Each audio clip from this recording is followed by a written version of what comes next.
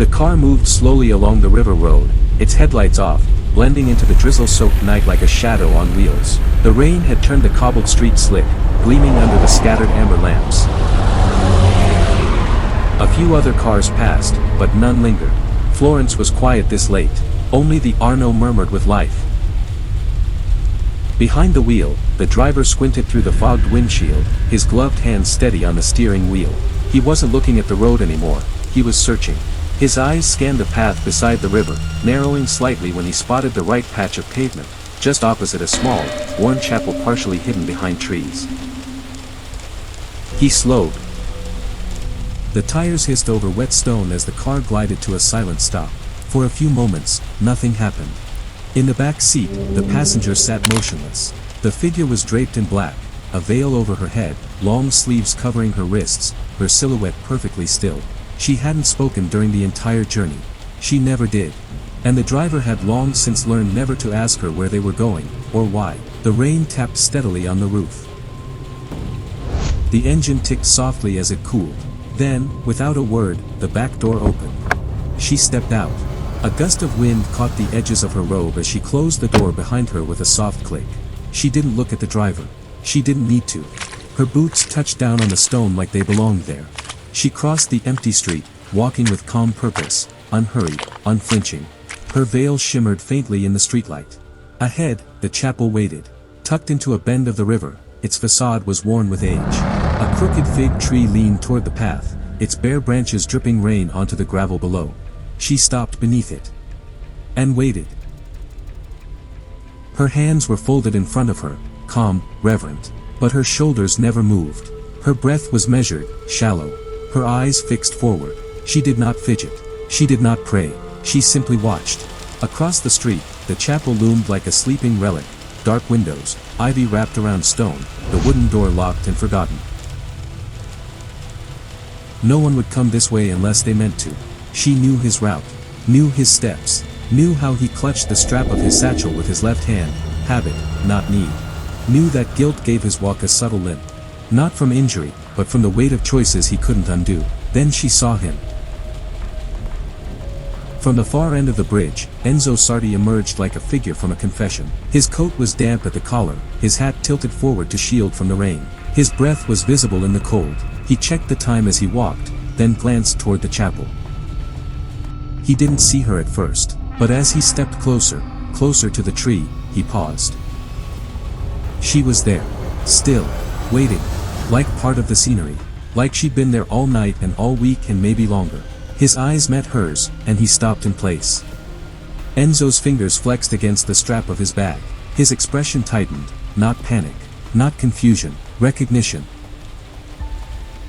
She stepped away from the tree, walking a few paces toward the river, and stopped just beside the gate. Her head tilted slightly, inviting him forward. He understood. Enzo exhaled and crossed the road, his shoes clicking against the stone. He didn't run. There was no point. The moment had already been decided. He'd made that choice when he opened the drawer in the archive. When he didn't burn what he read. The gate opened with a groan.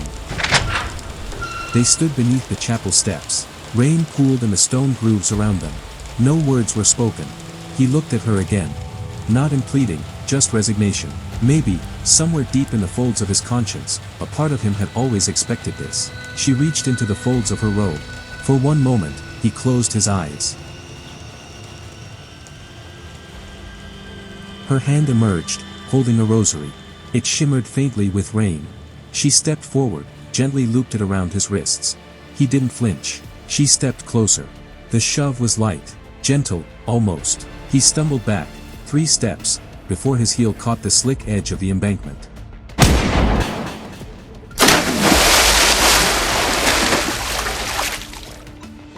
A muted splash echoed through the arches of the Ponte Vecchio. A ripple, then stillness. A moment passed. She watched the surface until the crucifix sank beneath it. Then she turned, crossed the road, and got back into the car. The driver started the engine without a word. They pulled away, tires humming over wet stone, swallowed again by the night.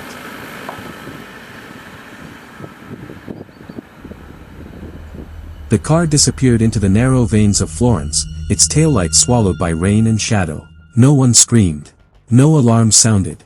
Enzo Sardi's absence would be noticed only when the archive failed to open on time the next morning. By then, the Arno would be moving faster, colder, deeper. And the rosary on his wrists would be long gone. But the question remained, why? Why would the Vatican send a nun, a servant of mercy, to kill a man who once swore loyalty to the church?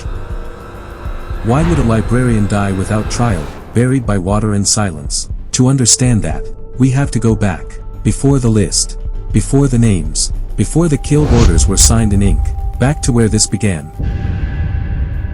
To the quiet corridors of an orphanage in Naples. To the war-scarred child with no last name, who memorized verses before she could spell.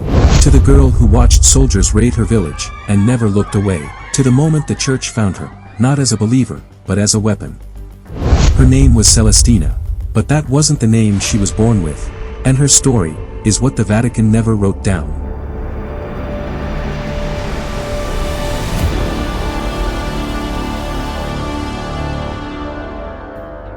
In 1927, Italy was under the iron grip of Benito Mussolini, the self-declared fascist leader who had taken power 5 years earlier.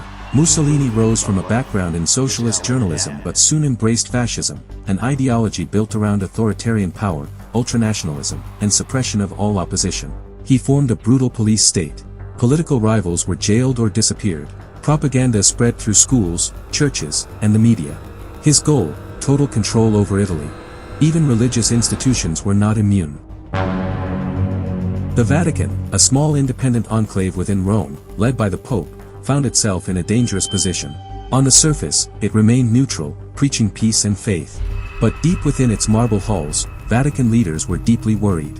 Mussolini was pressing the church to support fascism openly. He wanted its moral authority to validate his regime. Some within the Vatican secretly resisted, but not through open sermons or public protests. They used silence, secrecy, and, in the most extreme cases, covert action.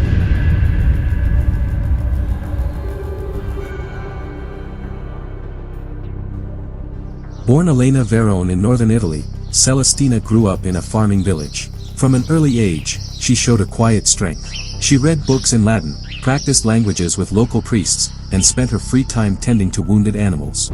She joined a convent at 18, but her intelligence, discipline, and observational skills caught the eye of a Vatican intelligence officer, a Jesuit priest working in the shadows of Rome. This priest trained her over the next 4 years.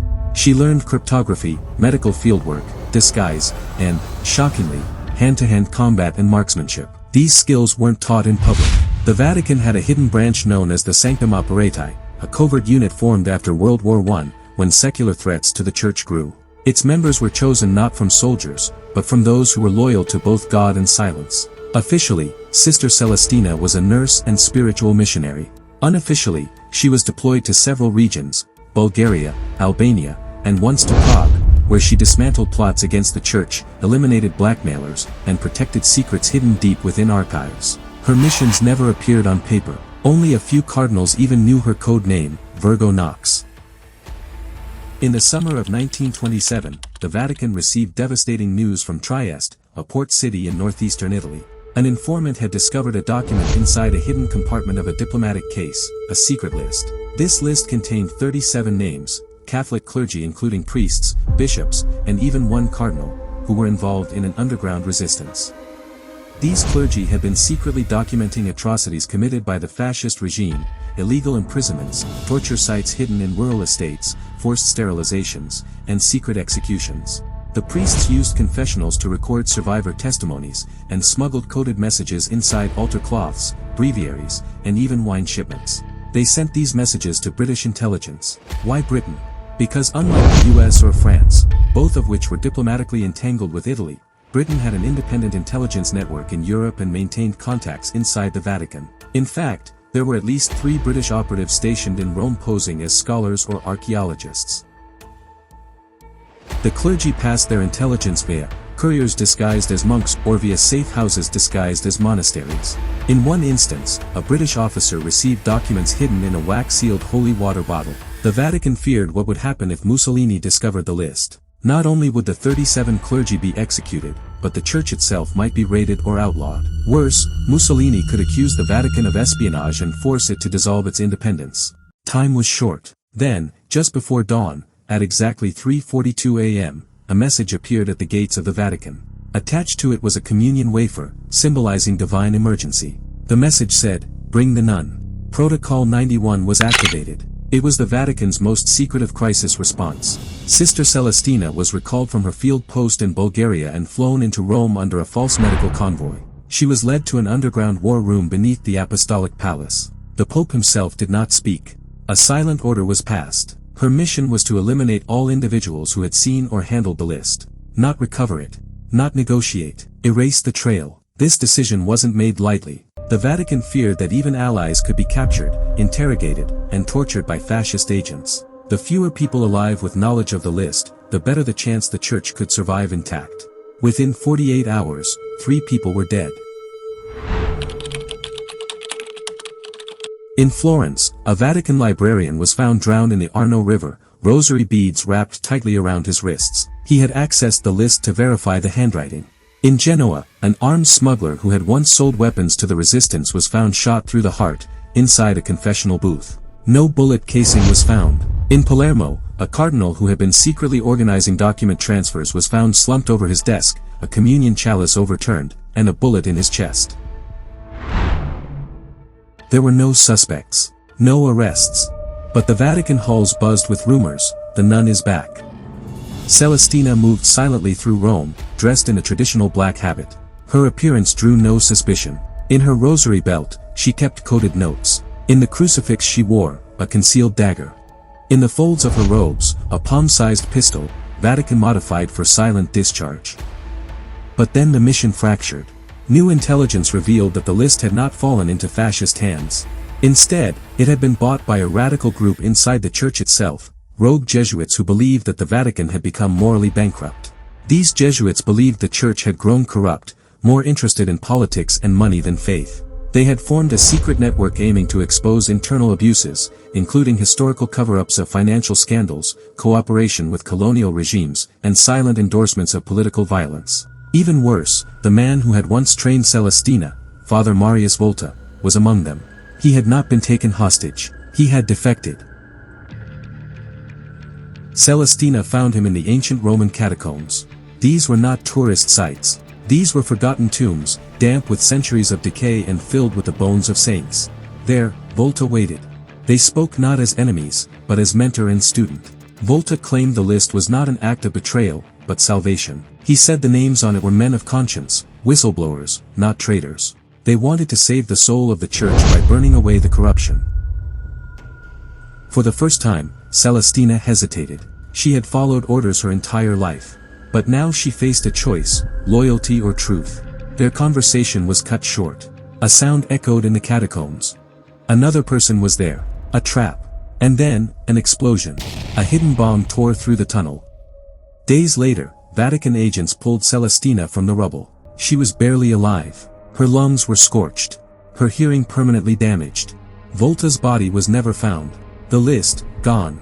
The Vatican declared the operation sealed. The catacombs were closed. All files were destroyed. Sister Celestina disappeared from public life. She returned to a convent as a nurse. But whispers continued. Elder priests claimed to see her shadow in the halls. Some said she left warning notes in locked drawers. Others claimed that when major scandals threatened the church, a blank folder would arrive at a bishop's desk, with a single silver bullet.